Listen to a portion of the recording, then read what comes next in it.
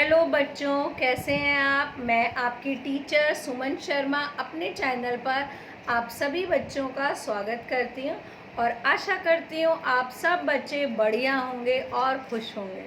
तो बच्चों, आज मैं आपको अमोली हिंदी व्याकरण से संज्ञा के विकार समझाने जा रही हूं और आप सभी बच्चे उसे ध्यान से समझेंगे। पाठ शुरू करने से पहले मैं आप सबसे अनुरोध करना चाहूँगी, जो बच्चे आज इस लिंक के साथ पहली बार जुड़े हैं, प्लीज़ मेरे चैनल को लाइक करें, शेयर करें और सब्सक्राइब करें, जिससे हमें मोटिवेशन मिले और आपको समय पर हिंदी की सारी आवश्यक जानकारियाँ मिलती रहें। तो बच्चों, शुरू करते हैं संज्ञा के विकार। सबसे पहले हम विकार लेते हैं लिंग। पापा, इस चित्र को ध्यान से देखिए। मम्मी खाना बना रही हैं। पापा रितिका को पढ़ा रहे हैं। रितिका पढ़ रही है। दादी जी क्या कर रही हैं? विवान को खाना खिला रही हैं। इसमें संज्ञा शब्द मम्मी, पापा, रितिका, दादी, विवान। अब चलो इन शब्दों को पहचानें। पापा, विवान पुरुष जाति के हैं। मम्मी, दादी, रितिका, रूबी स्त्री जाति के हैं।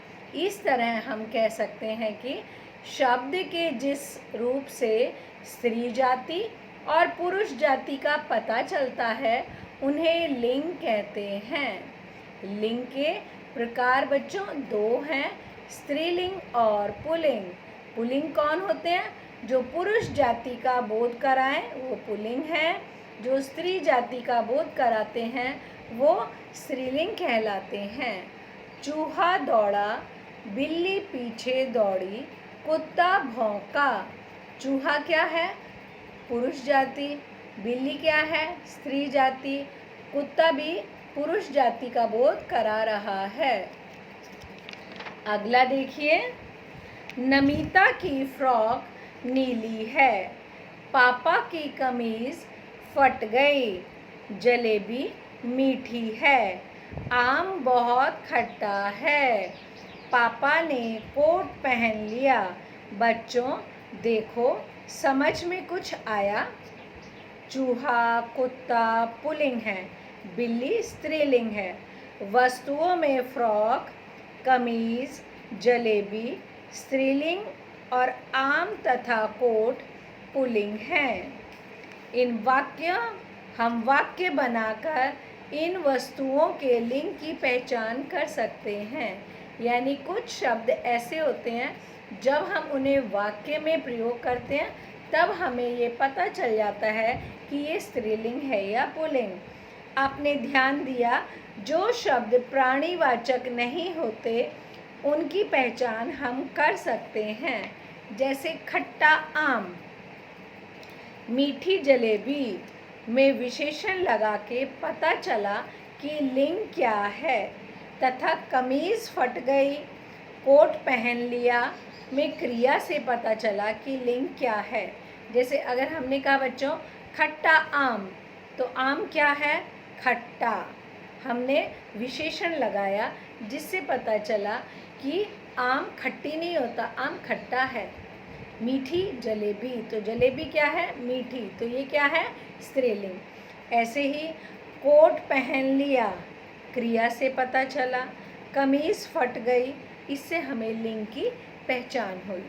विशेष पर्वत, महीनों, दिनों, ग्रहों, देश, वृक्षों तथा फूलों के नाम सदा से ही पुल्लिंग होते हैं। ठीक है। आगे है नदियाँ, भाषाओं, तिथियों, लिपियों तथा बोलियों के नाम एवं समूहवाचक शब्द सदा स्त्रीलिंग में प्रयोग किए जाते हैं। कुछ शब्द नर या मादा लगाकर पुल्लिंग स्त्रीलिंग बनाए जाते हैं, जैसे नर मक्खी, मादा मक्खी, नर गौरैया, मादा गौरैया आदि।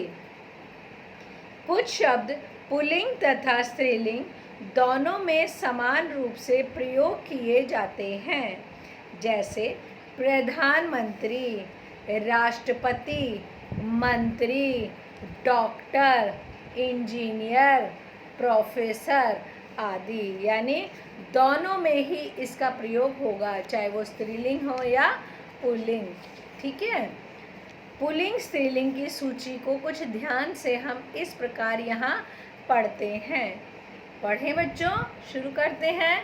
लड़का, लड़की, घोड़ा, घोड़ी, पुत्र, पुत्री, देव, देवी, मुर्गा, मुर्गी, कबूतर, कबूतरी, आचार्य, आचार्या, बाल, बाला, वृद्ध, वृद्धा, बूढ़ा, बुढ़िया, लोटा, लोटिया, गुड्डा, गुड़िया, डिब्बा, डिबिया, बंदर, बंदरिया, नौकर, नौकरानी, शेर, शेरनी, मोर, मोरनी, सिंह, सिंहनी, बाघ, बाघिन, दर्जी, दर्जिन, धोबी, धोबिन, मालिक, मालकिन, ग्वाला, ग्वालिन, सहपाठी, सहपाठिन, पड़ोसी, पड़ोसिन, बालक, बालिका, लेखक, लेखिका, पाठक, पाठिका, साधक, साधिका, शिक्षक, शिक्षिका, अध्यापक, अध्यापिका, नायक, नायिका, वर, वधू, पति, पत्नी, नेता, नेत्री, अभिनेता, अभिनेत्री, राजा, रानी, महाराज, महारानी, नर, नारी, स्त्री, पुरुष, माली, मालिन। एक बार फिर से इन्हें दोहराते हैं इस पाठ को। शब्द का जो रूप स्त्री या पुरुष जाति का बताए उसे लिंग कहते हैं। लिंग दो रूप है, स्त्रीलिंग और पुल्लिंग। विशेषण तथा क्रिया के द्वारा हम लिंगों की पहचान कर सकते हैं। आई होप संज्ञा के विकार लिंग आपको अच्छे से समझ में आ गया होगा। अगला टॉपिक करते हैं वचन।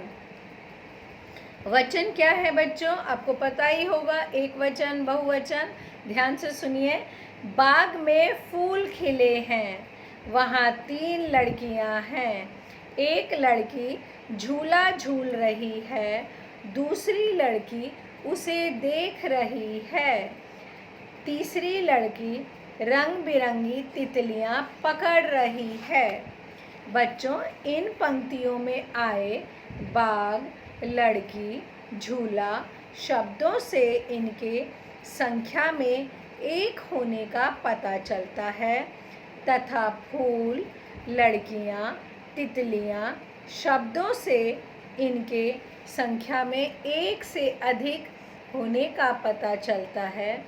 इस प्रकार शब्द के जिस रूप से उसके एक या अनेक होने का पता चले उसे वचन कहते हैं।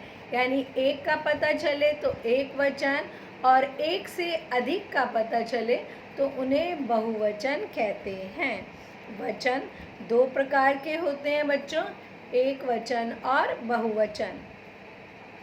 शब्द के जिस रूप से एक होने का पता चले उसे एक वचन कहते हैं, जैसे तितली, पौधा, कुर्सी, घड़ा, कलम आदि। बहुवचन शब्द के जिस रूप से उसके एक से अधिक होने का पता चले उसे बहुवचन कहते हैं। तितलियाँ, पौधे, कुर्सियाँ, घड़े, कलमें आदि। विशेष। विशेष में हम लेते हैं कुछ शब्दों का रूप एक वचन और बहुवचन में एक सा रहता है। केवल प्रयोग से ही उनके वचन का ज्ञान होता है। जैसे फूल खिला है, फूल खिले हैं, यानी फूल खिला है, एक फूल खिला है, फूल खिले हैं, तो इससे क्या पता चलता है कि बहुत सारे फूल हैं।